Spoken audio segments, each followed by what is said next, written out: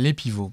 Par défaut, le point de pivot d'un objet correspond à son centre. On peut modifier ce point de pivot afin de faire une rotation selon un autre axe que le centre de l'objet. Pour cela, on va passer par l'onglet Hiérarchie et on va activer la fonction Affect Pivot Only qui va passer en bleu afin de nous spécifier que l'on est en train d'éditer uniquement le point de pivot. Donc le point de pivot, je voudrais le mettre au point le plus bas du vélo afin de pouvoir simuler le fait qu'il tourne. Au lieu d'utiliser la fonction Select and Move et essayer de le positionner approximativement, je vais m'aider de l'outil Aligne et je vais l'aligner par rapport au point le plus bas du vélo, notamment la roue. Choisir l'alignement par rapport à l'axe Z et faire en fonction du point de pivot vers le minimum de l'objet.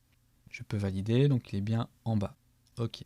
Maintenant, je peux cliquer à nouveau sur le bouton Affect Pivot Only afin de désactiver le mode d'édition du point de pivot et valider cette nouvelle position du point de pivot.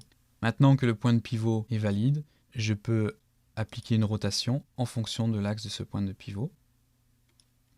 Alors cette rotation, pour l'instant, se fait par rapport aux coordonnées système qui correspondent à la grille. Moi, je ne veux pas que cette rotation se fasse par rapport à la grille parce que ça pose problème selon l'angle utilisé pour l'axe Z du vélo. Je vais faire d'abord une rotation dans ce sens-là et on va constater que si je veux faire une rotation selon l'axe rouge ou vert, je n'aurai pas la rotation que je désire par rapport à l'axe local du vélo. Donc ce que je vais faire, c'est que je vais demander à 3ds Max à passer dans un autre monde 3D et choisir local.